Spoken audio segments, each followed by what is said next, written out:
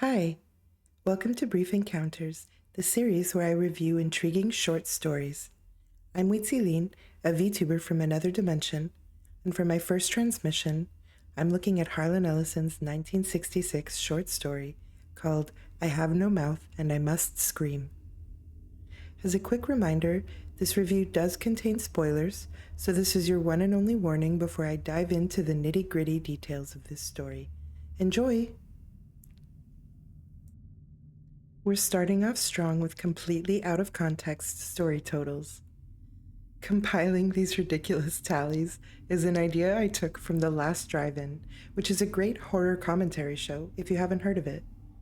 But without further ado, I Have No Mouth and I Must Scream features 5 human prisoners, 1 reference to the AI overlord as Daddy, 387 million miles of printed circuits, 4 meanings for the acronym AM, 8 types of natural disasters that I counted anyway, and 2 entities with no mouth who want to scream.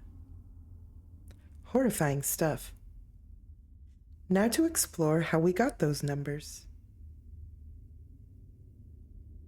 Let's start with a summary of the plot.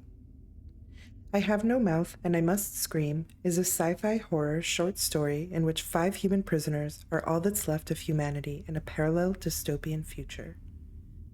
They're imprisoned by the vengeful rogue AI who's responsible for destroying humanity and the planet. The AI has prolonged its prisoners' lifespans indefinitely so it can torture them endlessly. The party's main quest in this story involves hiking to an ice cave for the promise of canned food, since it's been a century since they've had real food. As the party makes their way across the hellish landscape of a conquered Earth on foot, they encounter a variety of horrifying trials and tribulations inflicted upon them by AM, their AI tormentor.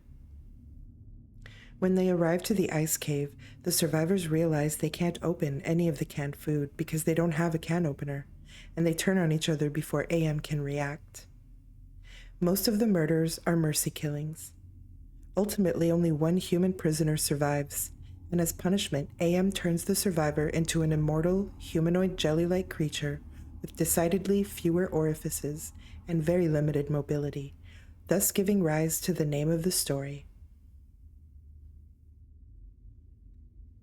So what was my overall impression? I thought the story was bleak. It starts dark and ends darker. It's brutal enough given the terrors inflicted on what remains of humanity by its AI progeny, but the deeper implications are equally harsh. When the worst parts of the AI's personality and behavior are reflections of its creator's programming directives taken to their logical conclusions, what does that say about the human civilization that created it?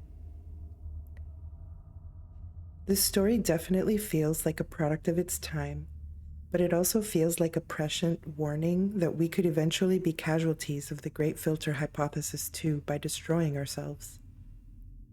Humanity in this story was certainly a casualty of that Great Filter, even if they managed to externalize the self-extermination part using a vengeful AI proxy.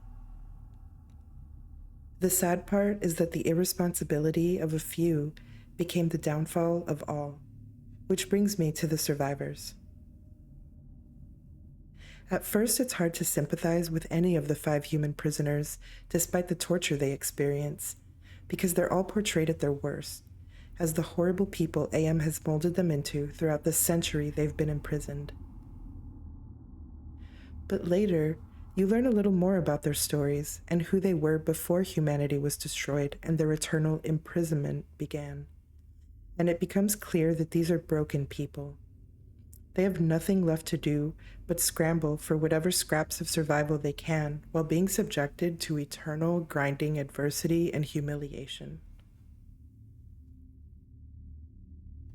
And yet, some small messed up part of me can kind of see where the AI tormentor is coming from.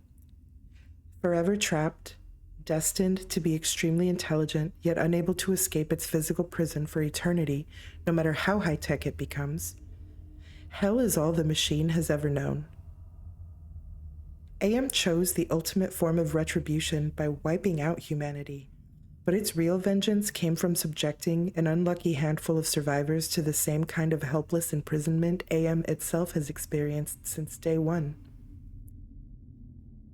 To that end, it makes sense why AM recreated Ted, the narrator, in its image by the end of the story, as punishment for humanity's folly, but also because the AI desperately wants the company.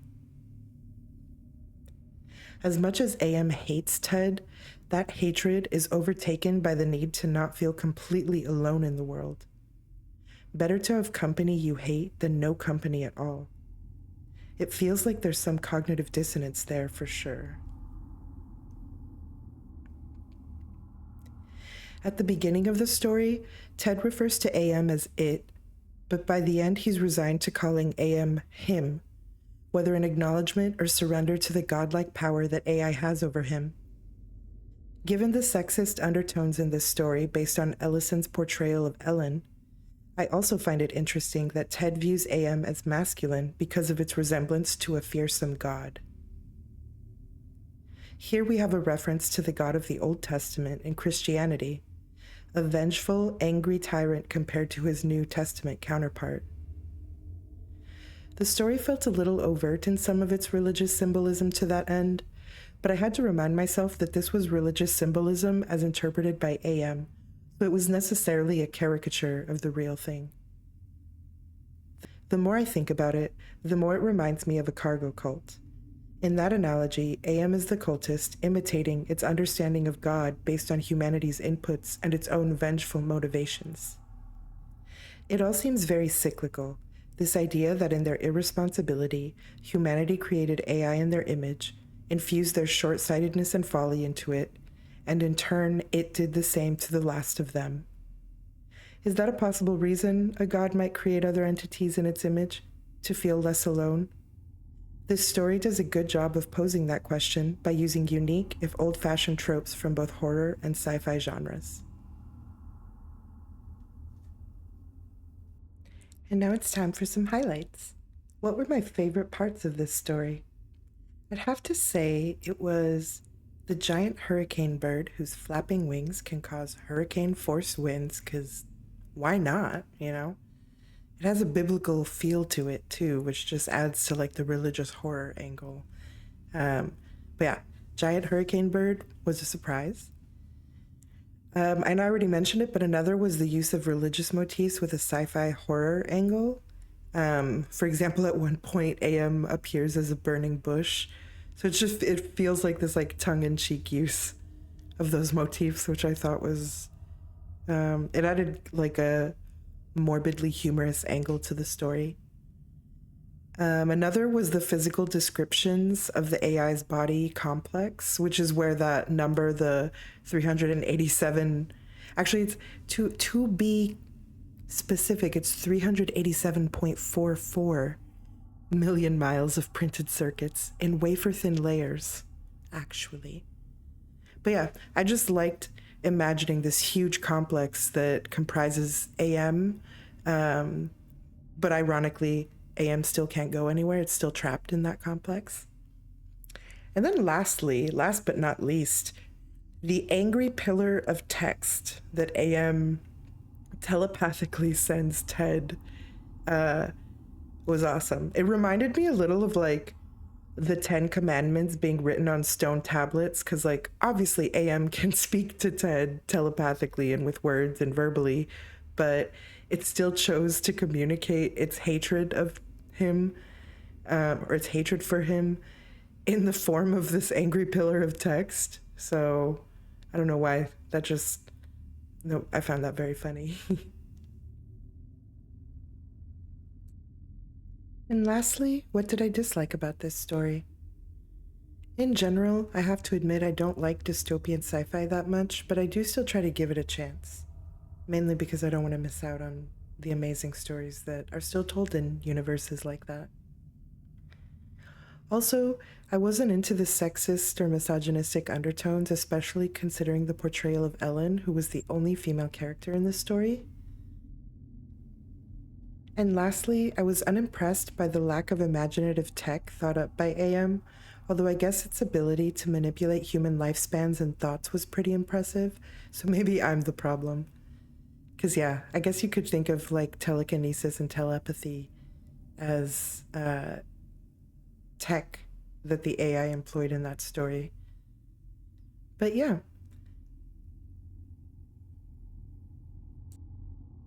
And that's it for my review of I Have No Mouth, But I Must Scream by Harlan Ellison. Like I said, definitely a dark book, but still an enjoyable read if you like reading about dystopian sci fi and AI horror. I do think it's timely and relevant given the amount of AI progress that we've made in the past few years. And let me know, do you think we'll ever reach a point where AI becomes self aware and capable of doing things like AM did in this story? Let me know. I'll catch you next time. Bye.